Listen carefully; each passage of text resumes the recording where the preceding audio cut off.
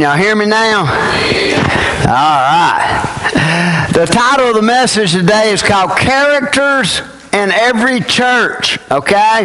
Now, remember, we're having fun, okay? There are times when people in church act different than their behavior. Sometimes it's just a bad day, okay? Y'all got that? Have you ever seen somebody act out of character? Yeah, that happens. And there are people sometimes who are real faithful that end up missing church for whatever reason, okay? And so sometimes I think what they call it is a mental health day, at work is what they call it. But church is a funny place when it comes to the characters that make it up. Okay? Now, every church has some different characters, okay? But within today, we're going to find out that there's 3 characters that are in every church, okay? Y'all ready for it? Because it's going to be a while before we get to it. I was just letting y'all know that. All right, so here's what we're going to do at the beginning. An introduction. We're going to have us a good time. I'm going to tell you a little bit about me and church. I have had the privilege of being in several churches over the years. I have preached in 4 foreign countries. I have preached all across the United States. Okay? Woo! And that doesn't mean one thing, but preachers like to say that kind of stuff. Okay? See what I'm saying? I'm trying to be honest with you here. Because sometimes we think because we've went somewhere or we've done something, we're better than everybody else. If you're in God's will and you ain't moved 10 miles from where you was born and you're telling right there where you at, you're in the middle of God's will. Do you know that? But for some reason, us preachers, we like to make people feel bad. Okay? Now, so are you ready? All right, listen to this. I have attended many churches. I have been a member of several churches. Some of them, I have been an employee at the church. I remember my first job in a church. I cleaned the church. And so, I was an employee. Woo! I would have never thought that I'd end up being a preacher when I first got a little check, and I don't even remember how much it was, but thank you, Brother Rick, for hiring me to clean the church and being so gracious as a college student, running around with that vacuum cleaner like I was playing baseball. And for all the probably 15 or 20 people who came into the church while I was doing it, and I put a show on for them because I was singing and dancing and doing everything. And one of them told me one time, I've never seen anybody enjoy housework like that right there. And I said, this is the Lord's house. Okay. But anyway, that's not the point. But we're having a good time so far, right? Okay, here we go. Those churches have ranged from the Virgin Islands, these members, I've been members, okay? They have ranged from the Virgin Islands, St. Croix, U.S. Virgin Islands, Florida, Virginia, North Carolina, Alabama, and Mississippi. I've been an employee, whether a teacher, a youth pastor, a music man, or a pastor, okay? Some of those churches have been in big cities. Some of those have been like on the side of the road and out in the country, okay? Some of them ran regular starting attendance of under 20. Others ran a little over 100. 2 that I've been at have ran over 1,000. Some had great potential, and some didn't have much potential. Some were exciting to be a part of. Some, Jesus was exciting, but maybe not the church. Some were growing with great vision, and some were dying because of lack of vision. So I've been around the block, okay? Which doesn't mean anything, remember? But we like saying it. Every church is different. One thing that makes every church different is their location. They are not the same place, right? All right? Some, they're different because of size. Some because of their vision or lack of vision. Some because of the people who make it up. But I have found that all the churches that I've been a part of, had a few things in common. And regardless of the church, if you have more than 4 or 5 members, you're going to have a certain type of people that are in your church. Okay? So this is for all the churches out there. This is not for me to finger point which one you are on these 3 people today. Y'all got that? Okay? But I am finger pointing. Because maybe next week, well, it's Mother's Day, so I could preach on different kind of preachers. You know, that would be fun too. But every church is different. But the thing is, a church that is not changing is dying. Okay? A church where one person or few people have all the power is dying. Now hear amen, that'd be a good time to say one. Because the church is made up of everybody, whether they're a member or not. You see? It is made up of the Christian believers right there. Now you do a little business and that causes membership and stuff like that. But when you start seeing this thing here, let's read in 3 John verse 8. Therefore we ought to support such people so that we can be co-workers with the truth. So what we're saying here, and we're starting out, is if you're not doing anything, help those that are. Pretty much good start, isn't it? Is that what makes a good church? Yes. You help those that are. If you're limited, well, I can't do this anymore. Well, I can't give. I don't have time. I can't do that. Well, the thing is, you need to help those that are, because the truth needs to get out. Are the people in the pulpit perfect? No. Are the people on our committees perfect? No. But the thing is, we ought to be focused on the truth of Jesus Christ. But sometimes we get focused on our feelings. We get focused on the way it used to be. If we're focusing all on the way it used to be, we don't have a future. You've got to plan. And it's like, okay, we want more young people. We want more of this. And over the year, I've been here a year now, and I'm fixing to put out a sheet after Mother's Day that says, do you have any suggestions? What do we do that worked good? What do you want to do? Because we have got to change. We don't like change, though, right? But the thing is, when we start looking, it's about the what? The truth. Is the truth getting to more people? What are we doing to reach people with the truth? See, the truth is somebody can preach and we can sit here and never do anything about it. But what are we doing about that truth? So when we start looking at this, let's look at verse 11 in 3 John. Dear friend, do not imitate that what is evil. Do you know most people in a church today across the United States, if it's not done the way they like it, it's evil? TW, do you believe that? They've somebody told me before. That is wicked as the devil.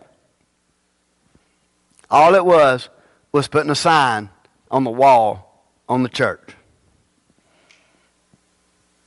Now I say, you want me to tell you what wicked as the devil is? That attitude. I have never had a preacher talk to me like that.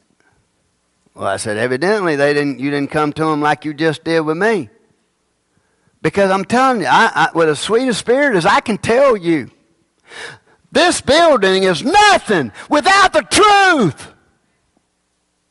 And we worship buildings all across the country in the name of church.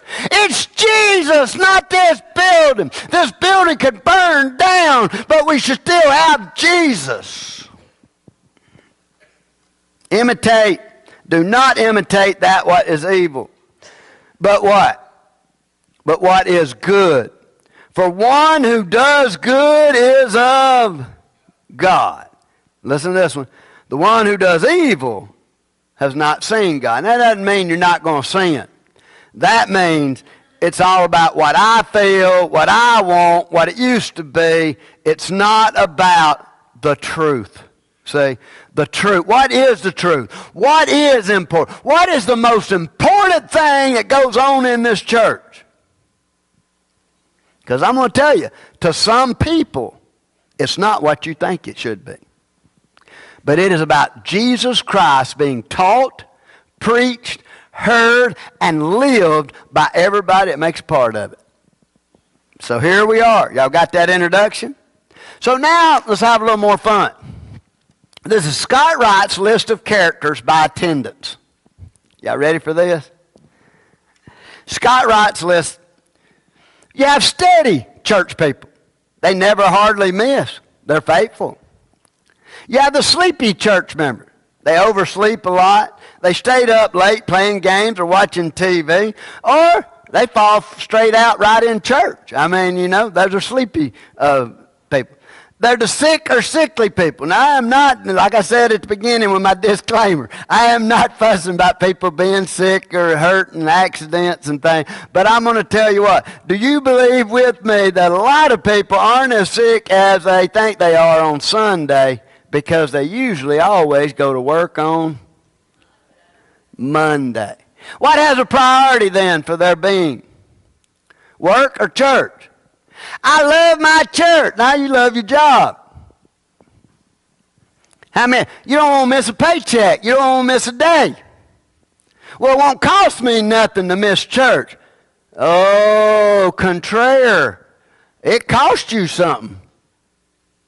Because the Word of God is preached. Because I'm going to tell you, those people, man, you can go on a vacation, you can go all over the place. Now, man, I seen something the other day that said people go on 3-point-something vacations a year. Good. Now, I'd like to have one good one, baby. How about you? But the problem is when people go on a vacation or they're sick or what, they usually don't send that tithe check in. They usually don't say, oh, I can't wait to hear that sermon I missed last week on there. Man, we got it on Facebook. We got it all over the place. Well, I wasn't there. It ain't the same not being there. You just answered your own question. It's not the what? It's not the same. And so when we see this, they're sick or sickly people. Some are really sick, but some are just sick of church or sick of the people in the church. I've been there. Some... Scott Wright's list of characters. Some are sporting events. What's more important? My kids and my grandkids' ball game. I might miss them striking out. I might miss them having a home run. You might miss them in heaven because they don't know that you care more about church and your relationship with Jesus than a ball game. Everybody says, I'm tired of these people practicing on Wednesdays and Sundays and stuff like that. Well, if enough Christians said, no, we ain't going to do it, do you think they'd do it? No. Scott Wright's list, y'all ready? They're seasonal. Christmas and Easter. They're spectacular. Just those that come on events and big days. Usually when food's involved, some of them. Then there's the schedulers on faithfulness. They always plan stuff on Sunday. I don't know about you, but every time my kids come to town, they fly somewhere. Do you know when they fly? Sunday morning.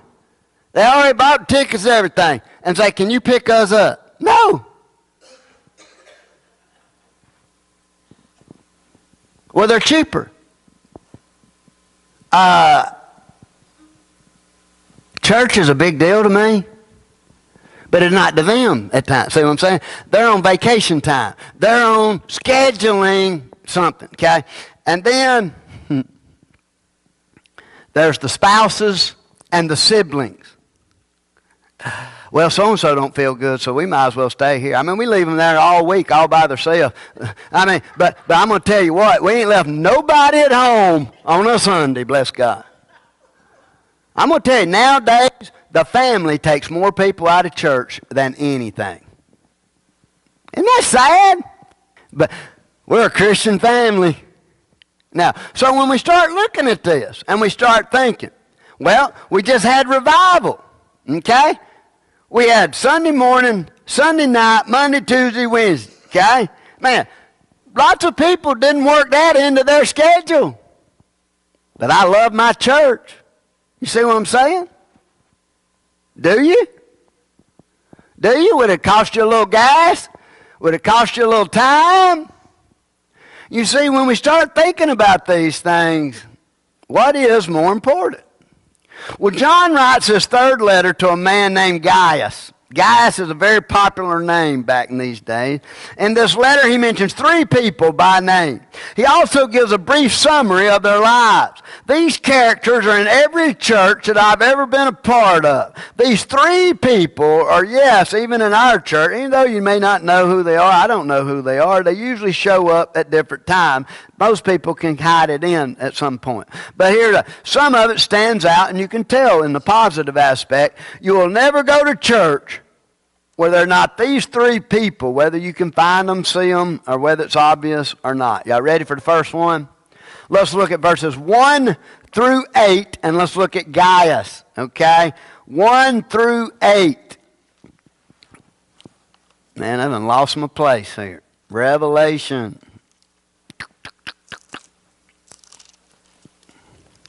Jude and 3 John. The elder unto the well-beloved Gaius. Man, people like old Gaius here. And guess what? He says what? Whom I love. Why does he love him here? Do you see the word truth? Whom I love in the truth.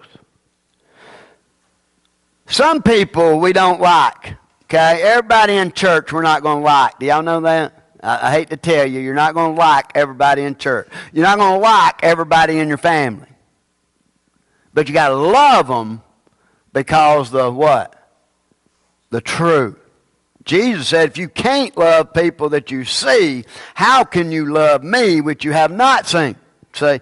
And it's like this. So Gaius here is well beloved. He's in the truth. And look at verse 2. Beloved, I wish above all things that you mayest prosper and be in health, even as thy soul prospers. Man, I want you to be blessed beyond measure. And what happened to blessing people? We've changed our society to cursing people. Blankety blank you, blankety blank you, blankety blank you, blankety blank you. Well, let me tell you something. When's the last time you said, God bless you? I wish you would prosper. I wish the Lord would bless you financially. I wish the Lord would put a wind behind you and help everything you touch. We don't even talk like that positive toward other people. We're always thinking negative. So when he's saying here that you may prosper and your soul prosper, look at verse 3. For I rejoiced greatly when the brethren came and testified of the what? The truth that is where? In you, even as thou walkest in the truth. Man, do you keep seeing the word truth? Doesn't matter if you don't like the way somebody does something. Okay? Well, I don't like. I know a few people don't like a beard on their preacher. I'm sorry. One day I'm going to pop out one. Because if I'm preaching the truth, it don't matter what color I'm wearing. It don't matter whether I got a beard. Now, if I got something on my teeth or something like that, you might want to tell me. But I'm telling you, we are more worried about things that do not matter. The truth is what matters, okay? The truth. We spend more time trying to fabricate lies than we do just believing the truth. The truth. The truth that is in you, and then look at the truth again. Even when you walk, it's in the truth. I have no greater joy than to hear that my children walk in the truth. You kind of get the message here? It's about what? The truth of Jesus. Look at verse 5. Now he's commending the hospitality, what Gaius has taken care of some people here. Beloved, thou doest faithful whatsoever you do to the brethren and to strangers. Now, what he's saying here is, you are showing the truth because you are helping Christians and you're helping non-Christians. You are showing the truth of Jesus, which is to help other people. Look at verse 6. Which have borne witness of the charity before the church. He's found out that he's been supporting them. Whom if thou bring forward on their journey after a goodly sort, thou shalt do well. So what he's saying now is, if they go out on this trip, you're going to get the blessing out of it. We don't see that, do we? If you help me, guess who gets helped? You do. Because why? Because you're helping the true. Now, if I'm a liar, you don't support me. You don't encourage me. You don't pay me or whatever it is. So, but what happens is, we're worried that somebody might get the big head or somebody might be getting too blessed, and we get a little jealous. Man, church is rough, ain't it? You ever been to a church where it just seemed like it was a competition? It ought to be a competition. To outdo one another in love, what the Bible says. See? We ought to outdo each other in love. And so on their journey after a godly sort, you should do well. Verse 7, because that for his name's sake they went forth taking nothing of the Gentile. Now back then, it was a popular thing when anybody would travel, they would stop and they'd put a bucket out and say, if you want to give an offering, you can give an offering. Okay? But what did John tell us right here? Don't put the offering plate out. Only let Christians carry the weight.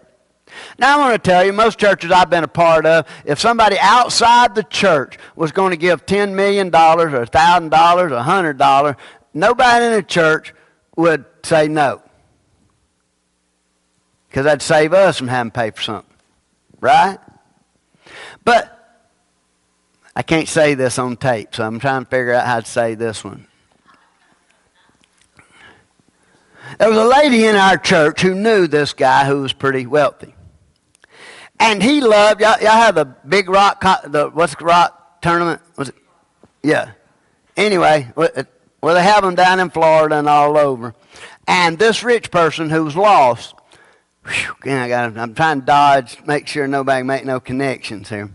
But if he won, and every year he'd say he's going to give it to our church. And every year I try to tell that lady, we don't want his money. And she said, money's money. But let me tell you something. If somebody's lost is giving money, they need to know you care about their eternal soul more than that. How much? I think it's like $25,000 one time, you know. And by the way, he won. He never gave anything once. But anyway, and it wasn't because she told him not to. Because she every day, y'all pray that he wins that tournament. No. God sent us some people, some fishes with a coin in their mouth, and we were able to have $500,000 worth of property. We didn't need somebody. Now, I'm not going to say don't give this check in. I usually try to. Matter of fact, we have some visitors every once in a while, and they'll try to give some, and I said, no, don't give it. Every once in a while, they'll try to give it to me. No. But my name's not Jimmy. And my goal's not gimme. Gimme. And if that's all people think, why would they want to go to a church where people's using them? We want to give the gospel. That's the truth. I'd rather borrow the money than somebody lost think that I'm out for money.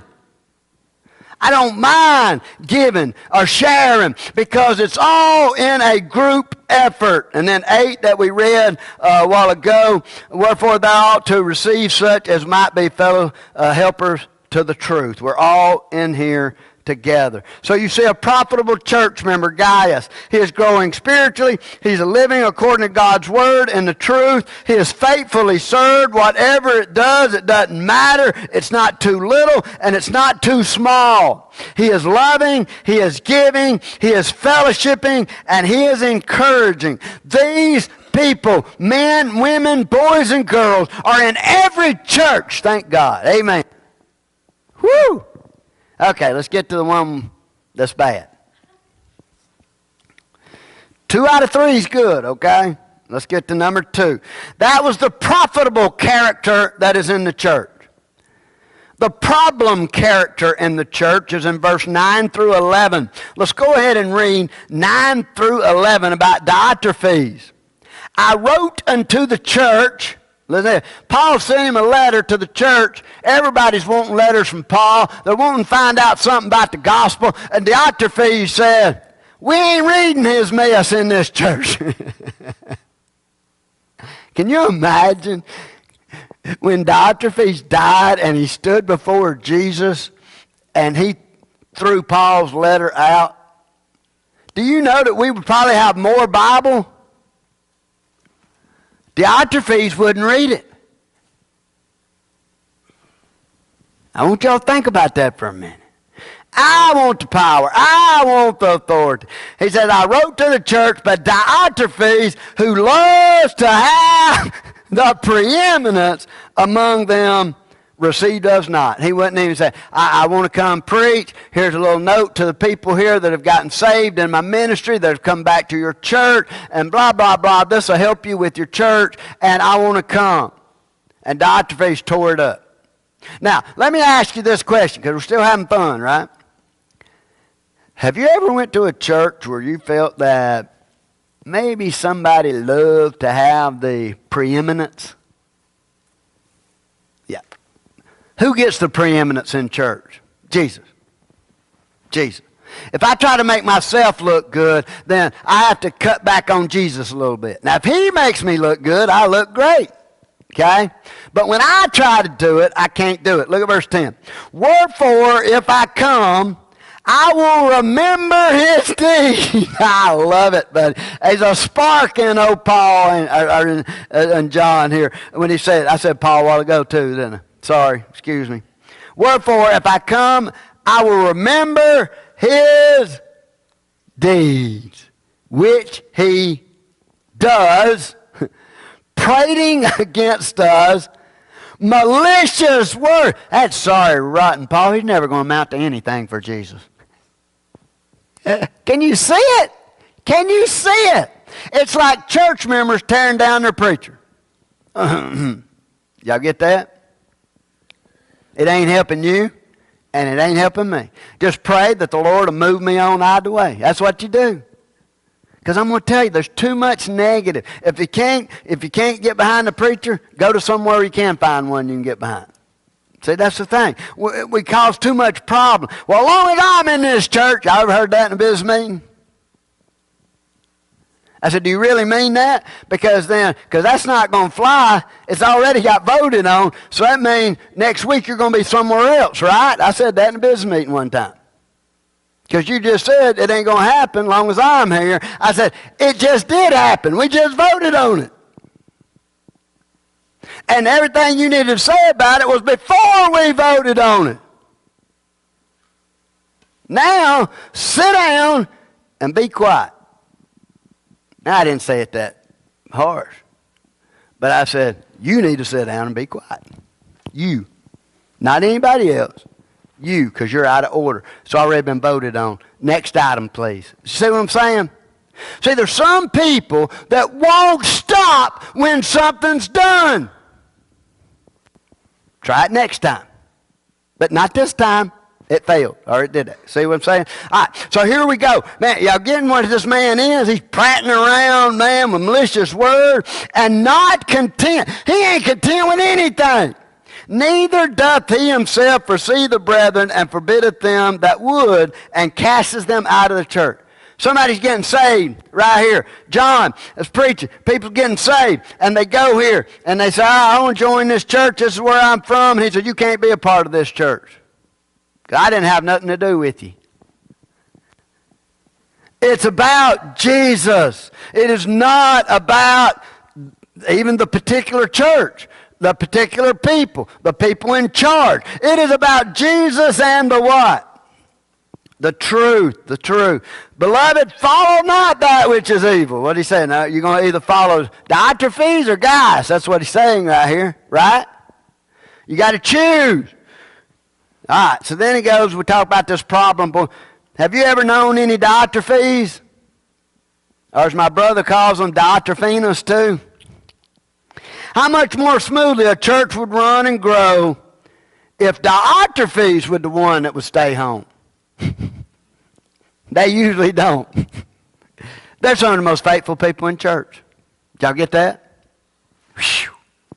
They're selfish, prideful, gossiping, prating. It means to overflow with talk.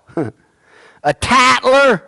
1 Timothy 5:13 says, and withal they learn to be idle, wandering about from house to house, and not only idle, but tattlers also, and busybodies, speaking things which they ought not to speak. Man, John is telling us they used to run around and go, did you hear about this? Did y'all hear about this? Did you hear about this? We don't have to do that no more.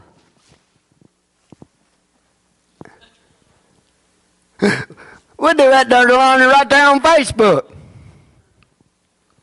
Man, we'll text everybody, except the person that needs to get the text. Y'all ever notice that? Did y'all leave me out? Yeah, we let you out on purpose because we wanted to be gossipers. But we told the preacher, because we're tattlers too. And so here we are in this thing, and we're thinking, man, there's a problem. The running off of the mouth, constantly saying something. Especially about who's in charge. And we ain't done it this way. And all those kind of things. Creating division. Okay? Negative and discontent. Y'all ever met anybody negative? I know y'all hadn't. Reminds me of a story. As a monk joined a monastery. In the monastery, every 10 years, you could say 2 words. Every 10 years. Y'all get that? Man, I wish there was some middle schoolers would take that vow right there. But anyway, so he joins. First 10 years, his superior called in and asked him after 10 years, do you have anything to say? The monk looked at him. He had thought about what to say for 10 years. And he said, food, bad. So he worked 10 more years. And he had the opportunity to voice his thought. And he said, bed, hard. 10 more years went by. He said, you have anything else to say after now 30 years? I quit. The head monk says, it doesn't surprise me. You hadn't done nothing but complain the whole time you've been here. And can you imagine 6 negative words in 30 years? Man, that'd be pretty good, wouldn't it? Oh, Diotrephes was inhospitable. Why do you think Diotrephes did not want to accept new people in the church? Why do you think people get nervous when new people start coming and visiting and joining church? People lose what they have. Every church I've been a part of, it's been here too. Everybody, when I first come, man, we all having to do 14 things, man. We're all on this committee and that committee, man. We're all burned out. You give them opportunity to quit, they still hanging on. New people get it. Why'd they get that? We don't let go of much power, do we? Even though it's really not power in the church, okay? And so when we start thinking about this, let's get to our last person. The positive church member. Okay? The positive. Now, you may not be here all the time. The positive character. The positive character. You've got a character that is not so good, and he has to be a problem character. You got a profitable character, and now you have a positive character. Look at verse 12, and we're through with just a couple comments. Demetrius is pleasant, hath a good report of who? Of all men, and of the truth You notice the truth is always on these two guys that are positive right here. The truth! Yea, and we also bear record, and you know that our record is what? True. And he's having to say that because guess who's going to read this? Diotrephes. Why did he mention Diotrephes? John is saying, I need to put a little jab in for Diotrephes because he has to check everything. I'm going to come see his mess. Well, he wrote it right there in it. I'm coming to see him. Now, I don't know. Usually, a problem does not start from the beginning. It builds up. It builds up over several things that people may not like. What a joy it is to have a church member that is positive. I'm telling you, as a pastor, 95% of everything that is told to me is negative about somebody or something. Okay? Man, that's why I like revival so much. Y'all like revival? It's positive. Because then you can take your mind off of so-and-so that's not faithful, so-and-so that's not growing, so-and-so that's not doing their job, so-and-so, and then it's like, not a whole lot is said about Demetrius right here, but what was said is very powerful. His character was spotless. He's living in the truth. John says everyone knows what a good Christian man Demetrius is, and he truly is. He said he is a man of good report. The word report, remember what we've been thinking about over the last few weeks with fishing and testifying and being a witness. So the word report means this. A witness. What report do you have on the truth today? Demetrius had a positive report and a positive witness for Christ. That's what we need to have. There are four main bones in a church. You ever heard this? Well, you won't forget it after this.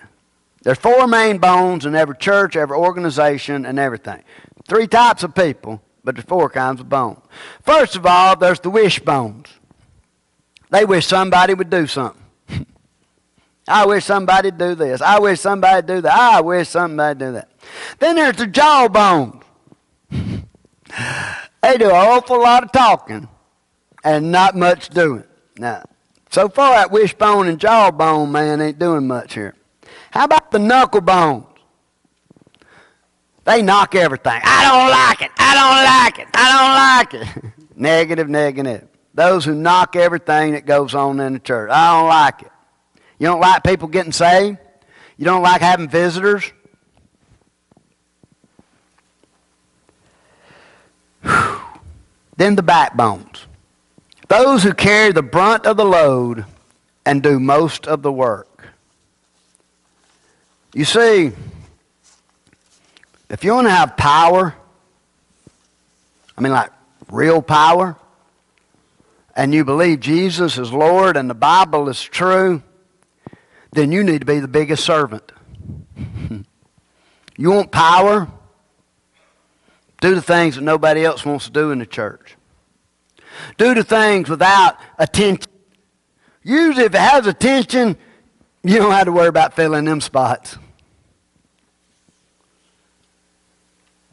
But there's three people, three characters in every church, okay?